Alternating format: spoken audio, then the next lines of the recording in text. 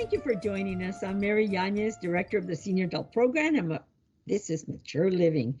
We have a wonderful guest that is not a stranger to Mature Living.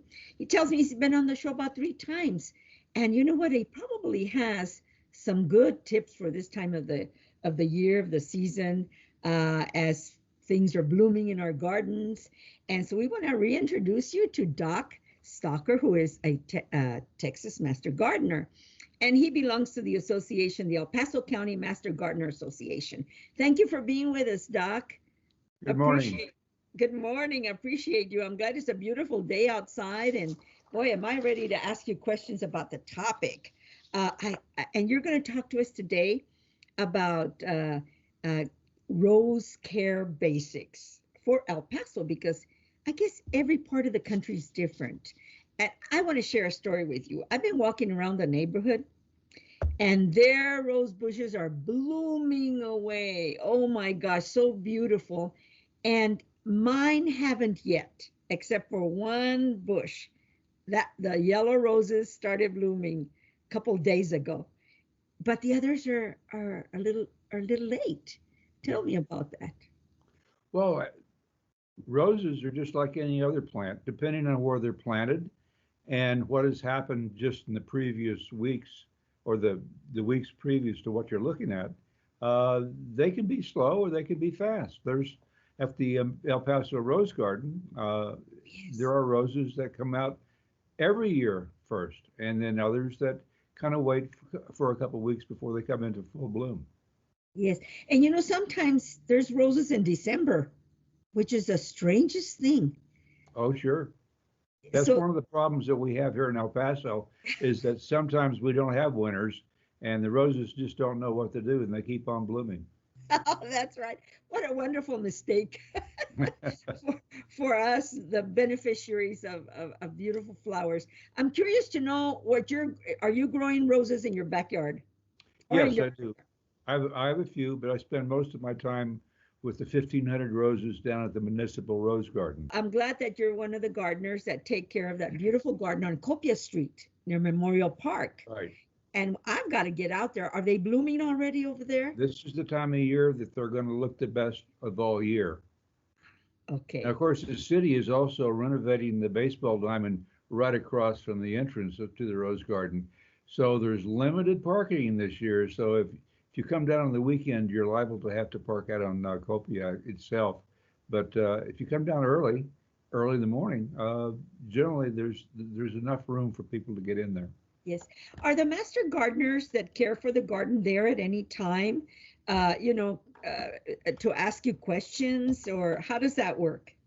Generally, the master gardeners that volunteer to work in the Rose Garden are there on Monday, Wednesday, and Fridays during the early morning, that early morning being. But if you show up about 10 o'clock, there should be people there to answer questions or to show you around if you've never been there before. How do you choose a rose?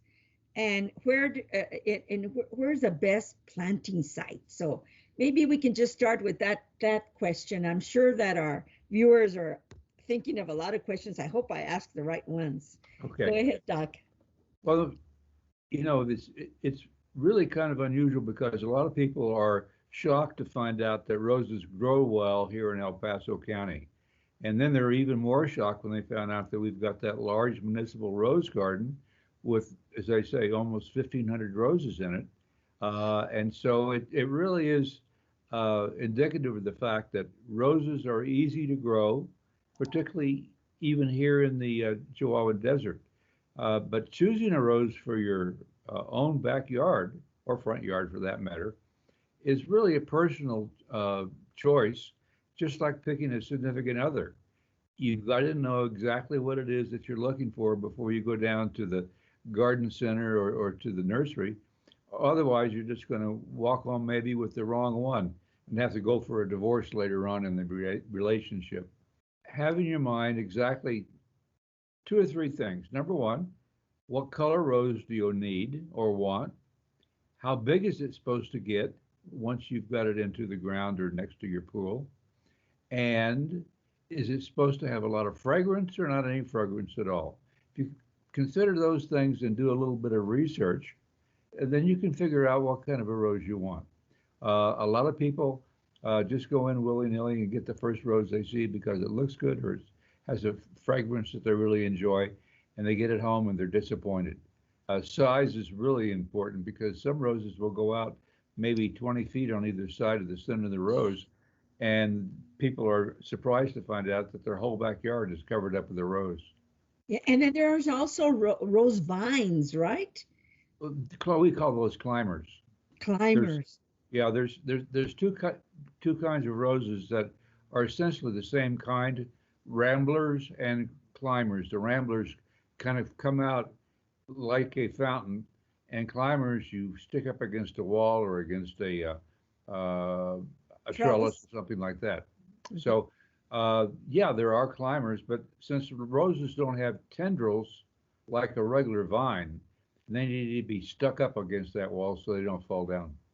Great, great idea. Well, I love the idea. My father, I understand, worked for a nursery, and so he got that beautiful love for plants and trees and pine trees, and he had a pecan tree, and he had apricots, and fruit, and peaches, and so I remember his roses, and he loved his roses.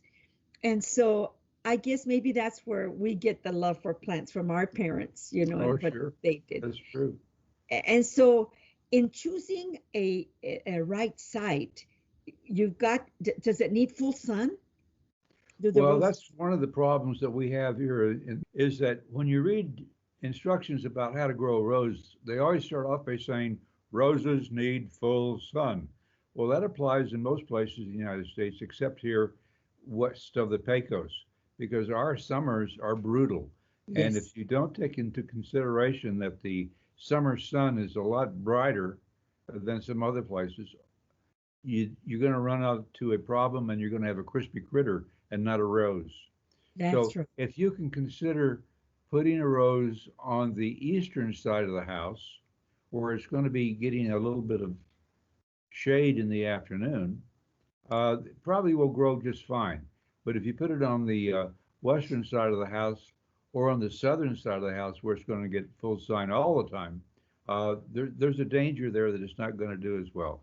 It's going to dry out. It's going to be needing water more often, and it's just not going to look as good.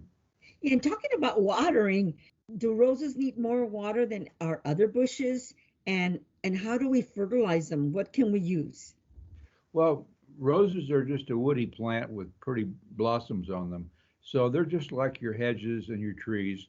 They use a certain amount of water, but in the summertime, they can use a lot of water because of the amount of heat that they've got to contend with. And so they transpire moisture from their leaves, and also the soil that has moisture in it also allows that moisture to evaporate into the atmosphere if you don't have a mulch down, maybe 1, 2, 3 inches of mulch, organic mulch, uh, is what we recommend that people put down around their roses. Yeah. So it And, traps that moisture in the soil. and what is that organic mulch made out of? Well, anything that's organic in nature, you can use leaves, you can use straw, you can use pine bark, you can use cypress bark. That's organic. Don't use gravel because generally gravel is going to reflect heat back up into the rose. Okay, I got it. I got it. So that's very, very important. Let me say one other thing because you Yes. already brought it up, Mary. The fact that you can or may water your landscape 3 times a week, thanks to the city government, is not a requirement that you actually water your roses 3 times a week. You Okay. need to go out and frequently check and see how they're doing as far as the moisture in the soil. But the soil should be just moist enough so that you can feel it about an inch, 2 inches down into the soil underneath the mulch. Shouldn't be soggy, but it should be uniformly moist all around the rose. Just like we don't like walking around with our slippers all wet, right? That's right. Too long. So That we doesn't have to happen kind of, very often in El Paso, though. That's right. Okay, so pruning the dead leaves, the dead heading of the roses, is that healthy? And does it Yes, make it more beautiful? yes, that's the one thing that we have to contend with when we train new master gardeners each year, is that they're always afraid that they're going to go into the rose garden and doing their pruning in January, they're going to harm the roses. But that's not the case. Actually, pruning in this late winter or early spring is very beneficial to the roses because it gives them a chance to put out new growth. It gives you a chance to go in there and take care of the dead or the damaged or the dying portions of the rose canes, and it gives you a healthier rose. People Yes. get confused about how to do it, but you shouldn't be afraid. There's enough information on the Google and on the internet to be able to give you a good idea about how to do it. Plus, we give a lot of information out.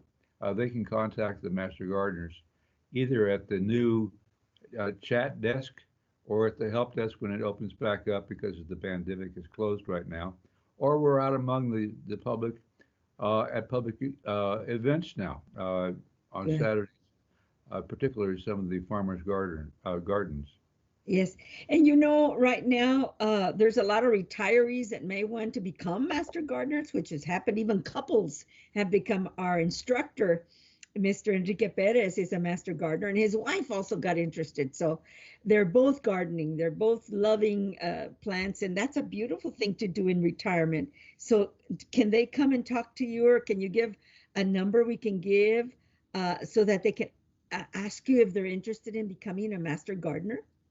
Well, actually, there's an awful lot of information available online at the Okay. Master Gardener's website. And just Google on El Paso County Master Gardeners, Okay. and it'll come up. It'll be the first one you'll see. And there's a lot of information there about how to become a Master Gardener, what we do, who we are, where we're at, and also all the information about how to contact Denise Rodriguez, our leader. That's it, man. Everybody's got a leader, right? And you're That's the right. the good soldiers. You're the good soldiers that make it happen for us, especially over there at the Rose Garden on Copia Street near Memorial Park.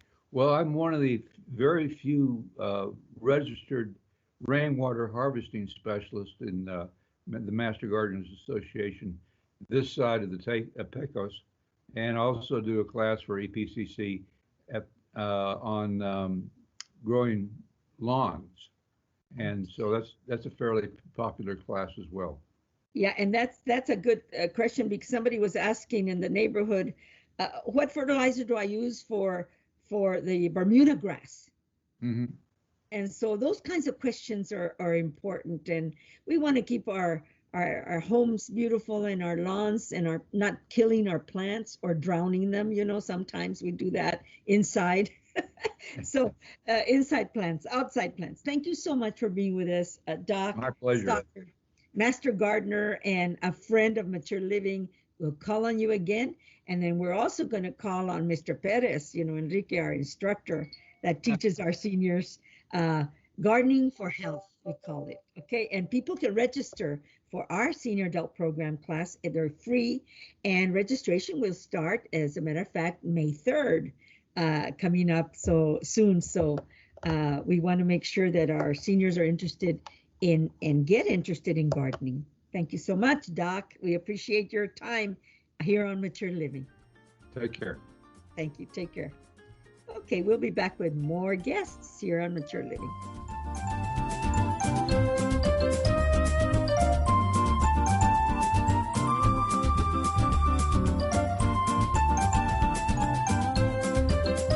Well, thank you for staying with us here on Mature Living. As you know, EPCC is very, very caring and interested in serving our elderly and making sure that they're safe, that we touch on topics, that we invite guests that can help our elderly, that can help families to deal with what's going on. And so we've invited Dr. Jean R. Vanderpool, and he is with Atlantis Health Services. And and that's his organization. And he's going to talk to us about a topic that is prevalent right now with COVID, and very much um, hitting and being experienced by seniors these days as we stay home, as we're isolated, as we're trying to stay safe. And as I tell everybody, hey, I'm just staying alive, trying to stay alive. But other things happen to us that may be of some trouble. So, Dr. Vanderpool, thank you for being with us. This is a very important topic. You're going to talk about depression. And tell me a little bit about yourself. Well, thanks. I'm Dr. Vanderpool. I've been a psychiatrist in El Paso since 1990, moved from Bethesda, Maryland. I've been out doing mostly outpatient work, treating adults. And we also have a clinic called Atlantis Health Services. We provide service for adults and also child adolescent services called in Barranca Street. So we treat both adults and children. And also we provide TMS, which is a brain stimulation therapy for depression. So, yeah. Very good. Yeah, I've heard about that brain stimulation. I might talk to you about that. Maybe not for myself, but just to get to know, because it interests me, new techniques of how we can help people. Tell me about the topic of depression. What's going on in our community? What do you hear? Well, I can tell you that when I see on a work day, for example, at the office, I would say about 20% people I see have lost someone from COVID. They know someone who died from COVID. What I've noticed is that an increased amount of depression. When I call depression, it's not just feeling sad. Is when a person for a period of more than 2 weeks, every day feeling sad, down, low energy, losing interest in things, they're functioning at a level that is much lower than they used to function. They start having problem with memory, with concentration. They feel irritable. They lose interest in things. So that's what we call depression. And I'm very concerned about seniors and elderly, because we know that what depression is amount of stress in the brain and the body, can be caused by loss, can be caused by health problems, can lead to people living shorter. And what happened during the pandemic is that we're not ready for it. And all of a sudden, in the beginning, the kids were passing the virus on to the adults. So they start isolating from their grandparents, from their mothers, and even people who have relatives in the nursing home. They couldn't go and visit them. And so that isolation led more to more depression and anxiety. And that's what we saw.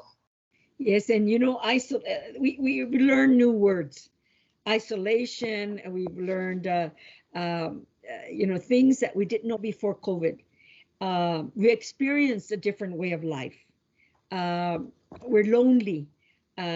We can only talk to people over the phone or on FaceTime. There's no touching. There's no hugging. There's no kissing. And the Latino community, Hispanic community is very huggers. We're talkers. We like to go have lunch, and have our Mexican food. And so we're not doing all that. We're just taking care of the essentials. Does that bring on some issues?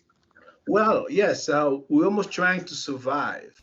So it's a stressful situation to be constantly on the lookout, to not getting sick, not getting infected. So that builds up a lot of stress, almost like a post-traumatic stress experience. It's almost like we all went through this trauma, right? And now we're on the alert. We work somewhere, someone coughs, we turn around and look around. So everybody's under stress. And that isolation, not having the support, can lead to depression. And that's what we've been seeing. But the good news, there's a good news to it. The good news is that thanks to this technology that we have right now, you're able to reach out to people, right? Let them know there's hope. The same thing with telehealth. Medicine has, this technology has expanded into medicine, where we can do therapy online to this medium. And also, for example, with me, we're seeing patients for medication management, for psychiatric evaluation, for treatment of anxiety, treatment of substance abuse, which has also increased during this pandemic as well. So we're able to treat people through this technology. So thank God this technology came on board and was widely accepted, and we can reach out to people. And so we encourage that if you cannot get socially involved with someone physically, you can do it online. I have a feeling some people are liking the telemedicine, being able to talk to their doctors from the convenience of home where they don't have to drive. So I imagine that we will be going back to in-person gradually, but then we will continue for those people that like this kind of medium to be able to talk to their doctors and have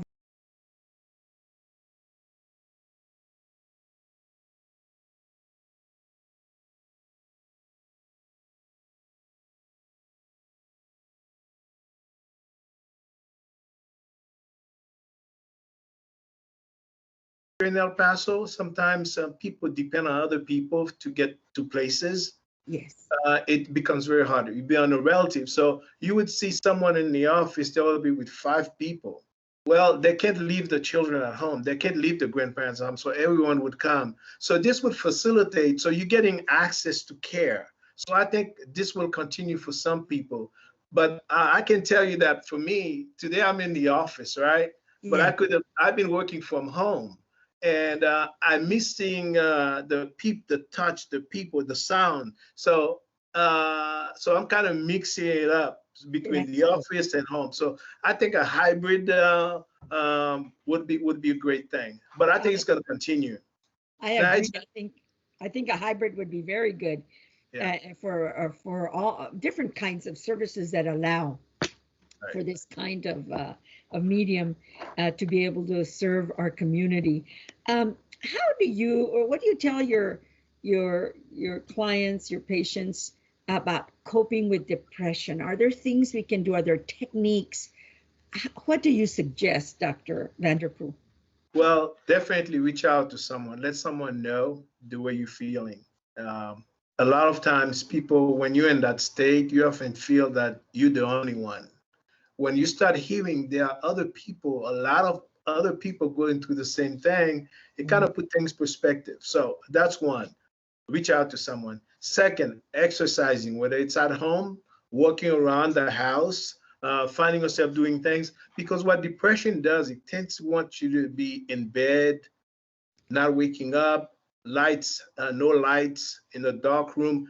Open up the shade, let light come in, because the light has an effect on your body rhythm and the hormones. So sunlight will trigger certain hormones in the brain and tell the internal side of the brain, this is how you should be feeling. So light, yoga, meditation, those things can help.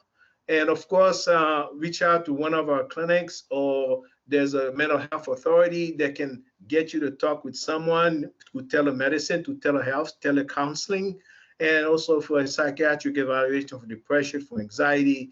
So those are the things. And stay away from alcohol, because that tends to make you more depressed. It's very easy. It calms you down, but also cause more depression later down the line. So there are medications that can be very helpful for depression. They're very safe. They're not addictive. They don't. In the office, we're still open. We're still doing TMS. We take precautions. We take measures to minimize the risk of getting infected. So we do TMS. So there's a lot of things you can do. You're not alone, and just reach out to someone. That's very good. Do you think having a buddy to talk to, or sometimes nobody ever calls, and sometimes they're calling the college to talk about our classes that we provide.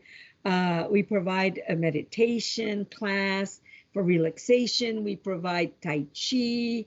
We provide gentle way yoga. And so we have a variety of classes, Qigong for health. And so they call us about these classes, but then they want to talk for half an hour. That tells you something. That's right. They want That's to have a right. conversation. Keep in mind that they used to have the grandchildren, the relatives visiting and stopping by, invite for cookout. Those things are the past. They're not doing them anymore. If they're doing it's only a few people get invited. Uh, so people want to talk. So I think having a buddy, someone you can call every morning, because they're going through the same thing you are. So, hey, how's it going? How have you been? And even checking on each other 2 or 3 times a day, that's fine. That's human connection. Even if it's virtually, it's by phone, it's helpful. It's helpful. FaceTime is good. Yes, That's always good. Like we're having right now, this kind of that's medium. right. Number one, doctor, would you recommend that we stay safe and healthy, Yes, mentally, physically, and emotionally, right? yes. Tell me about those three things that have to connect. Well, I think physically, definitely. I mean, we need to take care of ourselves. The epidemic is going to go away. We still need this body to keep going. So think of it. This is a pause, but we need to keep going. Emotionally, that also helps you physically. So by taking care of yourself emotionally, you're actually taking care of yourself physically as well. So both are important. The brain is connected to the body. Whatever, if you have what's called anticipatory anxiety, if you're anticipating something, you get anxious, then your body starts, you start having palpitation, you start sweating. So the brain is connected to the body physically. So by working on both, and you're actually working on one, you're actually working on the other. And so you need to keep in mind about that. Every morning you wake up, you're going to do something physically, you're going to do some positive thinking about the future, how we take plans on what you're going to be doing after the pandemic, and how you're going to be hugging the whole families, having a big get together. I think that hope is very helpful, instead of the doom and gloom and thinking negative. So positive thing, writing in your journal can be very helpful as well. Then you can go back and read what you wrote. So those things can be helpful. We want to thank you, Dr. Vanderpool, for being with us, but we also want to give your phone number. Maybe there's some people want to call you. They want to ask questions, maybe something I didn't ask or we didn't cover. Can you please give us your phone number? Yes, it's Atlantis Health Services, Atlantis. It's 915-544-3500, 544-3500. And the website is www.atlantishealth.org. Very good. www.atlantishealth.org. And your phone number, of course, is 915-544-3500. Thank you for being with us. We want to invite you again with another topic, and keep us healthy. You're a great psychiatrist. Thank you for caring about our community, Doctor. And thank you for the great work you're doing in the community. Thanks again. Thank you, Dr. Vanderpool. We'll see you next time. And we'll see you all next time as well here on Mature Living. We're done with today. We're going to be back next week, same time, same channel. And we come on many times during the weekend. Call us at 831-7801 to ask about our registrations coming up. Registrations just started. And come on to our tuition-free senior classes. See you next week. Bye-bye.